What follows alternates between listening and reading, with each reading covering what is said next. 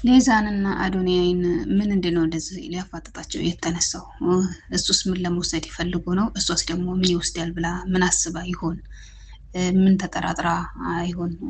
ሳይህ የሆነ ነገር ጥሩ ሰው እንዳላደለ ነው የሚሰማኝ ብላ ተናግረዋለች። በእርግጥ እሱ አሁን ላይ የአባቱ ፎቶ እዛ ቤት በመገኘቱ በጣም ግራ ተጋብቶ እያለ እና ፋይሉን በመደበቁ ደግሞ ብዙ ግራ ተጋብቶ እያለ የሚፈልገው ነገር ቢኖር አንድና አንድ የአባቱን አገዳደል እና የአባቱን ሞት የአባቱን ገዳይ እንዴት እንደሚያገኝ ብቻ ነው። አሁን እሱ ላይ ነው ትኩረት እያደረገ ያለው። በእርግጥ እሱ ፎቶው ደግሞ እንዴት እንደተገኘ እዛ ቤት በጣም ግራ ተጋብቷል።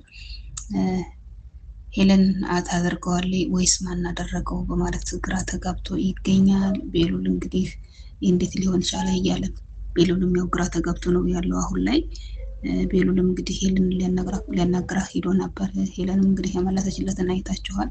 ሄለን እንግዲህ ውጣ ከቤቴ ካለች በኋላ መጨረሻ ላይ ለኤልሹ ደውላ ልመጣ ነው ትቀበይኛለሽ ወይ ባለች ሰዓት ኤልሹም እንግዲህ ምን አገባኝ መጣሽ አልመጣሽ ምን አገባኝ ካሁን በኋላ ምን የሚመለከተኝ ነገር አለ እኔ ከሆነ አትፈልጊኝም በማለት መልሰላታለች።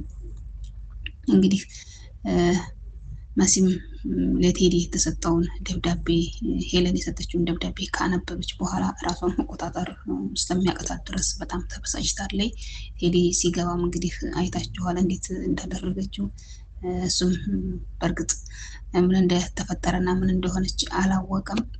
ሊያረጋጋትም ቢሞክር እንዳትጠጋኝ ነው እያለችው ያለችው። ከሄለን ጋር ምንድን ነው ግንኙነትህ ስትለው ስራ ብቻ ነው ሌላ ምን ግንኙነት አለን ሲላት እሷም አይደል ስራ ብላ ያው የሆዷን በሆዷ አርጋ እንግዲህ ምን ለማድረግ እንዳሰበች እሷ ናት የምታውቀው። እኛ ምንም የምናውቀው ነገር የለም። እንግዲህ ያሰበችውን ነገር ስታሳካ ወደፊት እናያለን። ሰላም ሰላም ብያለሁ። ውድና የተከበራችሁ ውድ ቻናሌ ቤተሰቦች በሀገርም በውጭም ያላችሁ ሰላማችሁ በዚህ ትርፍርፍ ይበልልኝ እያልኩኝ ለቻናሉ አዲስ የሆናችሁ ላይክ ሰብስክራይብ እያደረጋችሁ አበረታቱኝ። ቻናሏ ደግሞ ሰሞኑን ቀዝቀዝ እንዳለ ላይክ ሼር እያደረጋችሁ ተባበሩኝ ውድ ቤተሰቦቼ። እንግዲህ ሌዛ አሁን ላይ ቤሉልን ይሄን ያደርጋለሁ በማለት ያው ትግል ላይ ነው ያለችው። እንግዲህ ትግያዋ እንግዲህ መጨረሻው ምን እንደሚሆን እንግዲህ ወደፊት አብረን የምናየው ይሆናል። ያው ኤልሹ ያለቻትን ሁሉ ለመተግበር ያው ተዘጋጅታ ተነስታለች። በፊት በጣም የሚጣሉትን ያህል አሁን ላይ ደግሞ ጓደኛሞቹ ነው እሱ ያለቻትን ሁላ ለመፈጸም ቃል ገብታለች። ቢሆንም ግን አሁን ላይ ቤሉል ምንም አይነት ስሜት የለውም፣ የፍቅር ስሜት የለውም፣ የእህትነት እንጂ የወንድምነት እንጂ። እሷ ደግሞ በወንድምነት አታየውም፣ በፍቅር አይነ ነው እያየችው ያለችው። ተሄደችበት ሀገርም ያው እሱን ብላ ነው የመጣችው። ምክንያቱም ስለምታፈቅረው እና ስለምትወደው እንጂ ወይ ወንድሜ ነው ወይንም ደግሞ ጓደኛዬ ነው ብላ አይደለም የመጣችው። ቤሉል ደግሞ እያሰበ ያለው አሁን ያው እሱን ብላ ያው ወንድሜ ብላ እንደመጣች ነው እያሰበ ያለው። ምክንያቱም በሱ ህይወት ውስጥ የእህትነት ደረጃ እንጂ የፍቅረኛሞች ደረጃ ምንም ነገር አይነት ስሜት ስለሌለበት እሱ አሁን አንድና አንድ የእሱ ፍላጎት ይህንን ያለውንና የደረሰበትን ነገር እሱን አስተካክሎ እሷ ጋር ያው በእህትነት ለመቀጠል ነው አላማው።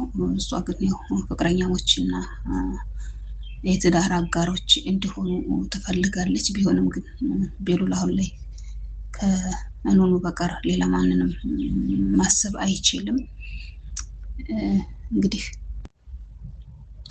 ይረዳኛል እና ያለውን ነገር አስረዳዋለሁ በማለት ያው ይዘኸኝ ውጣ ብላ ይዟት ወጥቶ ነበረ። እንግዲህ ካፌ ገብተው ነበር። መጠጥ እንጠጣ ካለች በኋላ ያው መጠጥ ከመጀመራቸው በፊት ስላላቸው ስሜት ስትጠይቀው ምንም አይነት ስሜት የለኝም የእህትነት ስሜት ብቻ ነው፣ እህቴ ነሽ ወንድምሽ ነኝ ሲላት እሷ ደግሞ አይደለም የምን እህት የምን ወንድም እኔ እወድሃለሁ አፈቅርሃለሁ ባለችው ሰዓት በጣም ግራ ተጋብቶ ነበረ። ምክንያቱም በጣም ግራ ያጋባል። ይህን ያህል ጊዜ እህትና ወንድምነት ተቀጠሉ በኋላ እንደገና እንደ አዲስ ሌላ ዱብዳ ሲወርድበት በጣም ያስደነግጣል። ቢሆንም ግን እሱ በምንም ነገር እህትና ወንድምነታችን ምንም ነገር ሊያፈርሰው የማይችለው የአንቺና እኔ ግንኙነት ይሄ ብቻ ነው በማለት በተቀመጠችበት ጥሏት ሄዷል። እሷም እንዴት ጥሎኝ ሄደ ብላ በመበሳጨት እዛው ባለችበት ተቀምጣ ቀርታለች። አሁን ላይ እንግዲህ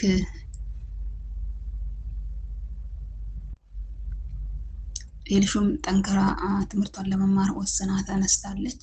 ትምህርት ቤት እንግዲህ ያው ሁነኛ ጓደኛ ይሁንም አይሁንም እንግዲህ ከአሁንም ጓደኛ አፍርታ ያው በቤቷ ድረስ ጋብዛ ይዛት መጣለች። ቤቷም ስታመጣት እንግዲህ ጓደኛ ተብዬቱ ያው ሰው አዋዋሉን አብሮት የሚውለውን ሰው ነው የሚመስለው ነው እና የሚባለው እንግዲህ ኤልሹን ያው እሷን ጸባይ የያዘች መታለች። ከመምጣቷም እንግዲህ ያው የነ ኑኑዬን እናት እንግዲህ አመናጫጭቃ ወጣለች። ኤልሹም እንዴት ጓደኛን እንደዚህ ትናገሪያለሽ? እኔ እኮ ነኝ ያመጣሁት እንዴት እንደዚህ ልትናገሪ ትችያለሽ? በማለት የነ ኤልሹን እናት እንግዲህ የነ ኑኑን እናት እንግዲህ ያው ተነጋግራት ወጣለች። ጆም እንግዲህ አዶኔንና ቤሉልን ወጥመር ለማከተት ብዙ ነገር ካደረገ በኋላ ስለ ሄለን ሆነም ስለምንም ነገር ኢንፎርሜሽን እሰጣቸዋለሁ፣ ምንም ነገር እንዳታስቡ አብረን መስራት አለብን ብሎ ሁለቱንም እንትን ካለ በኋላ መጨረሻ ላይ እንግዲህ ለኤልሹም ሄዶ ቤት ድረስ ሄዶ እናትሽን በወጥመድ አታለው ወጥመድ ሊያስገባት ነው እና ተጠንቀቂ ብሎ ሌላ ነገር ዘባርቆ ወጥቷል። በእርግጥ እሱ እንግዲህ ምን እንዳሰብም አልታወቀም። ምክንያቱም አንዴ ወደ እነዛ ይላል፣ አንዴ ወደ እነዚህ ይላል። ሀሳቡ ምን እንደሆነ ለተመልካችም የሚገባ አይደለም። ቢሆንም ግን ይህንን ማድረግ የለበትም። ምክንያቱም ኤልሹና ቤሉል እህትና ወንድም ናቸው። ምንም ቢሆን እንግዲህ ያው አብረው አድርገዋል። ይህንን ነገር ማድረግ የለበትም። አንደኛ ደግሞ እኔ እረዳቸዋለሁ፣ አብረን እንስራ፣ ወንጀለኛን ማጋለጥ ብቻ ነው እኔ የምፈልገው፣ ከእናንተ ከሁለታችሁ ምንም የምፈልገው ነገር የለኝም በማለት እነሱን እንትን ካለ በኋላ በእርግጥ እነሱ ድሮውንም አላመኑትም። እንግዲህ እሱም ምን አይነት ኢንፎርሜሽን እንደተያዘበትም አያውቅም። አሁን ላይ ግን ያው ቤተሰቡን ለማበጣበጥ ቆርጦ ተነስቷል። እንግዲህ ስለ ሌዛና ስለ ቤሉልም ለማጣራት ሞክሮ ነበረ። ዘመድ ናቸው ወይስ ፍቅረኛው ናት በማለት ያው ሲያጣራ ነበረ። እንግዲህ መጨረሻው እንግዲህ አይታችኋል፣ ምንም ብሎ ልጅቱን ቤትን እንዳውጣጣት። እኔ ደግሞ ፍቅረኛው ነገር ነው የምትመስለኝ፣ ፍቅረኛው እንደሆነች ከሰው ሲያወራ ሰማሁ ባላት ጊዜ እንግዲህ እሷ ማን ነገረ በማለት ያው እንግዲህ እንዲያውቅ አድርገዋለች ማለት ነው። እንግዲህ ወደ ቻናሌ ቤተሰቦች ለዛሬ ያልኳት ቪዲዮ እችን ትመስላለች። በቀጣይ ቪዲዮ እስከምንገናኝ ሁላችሁም ሰላማችሁ በዝቶ ተረፍርፍ ይበርልኝ እያልኩኝ በዚሁ እሰናበታለሁ። መልካም ጊዜ ለሁላችሁ።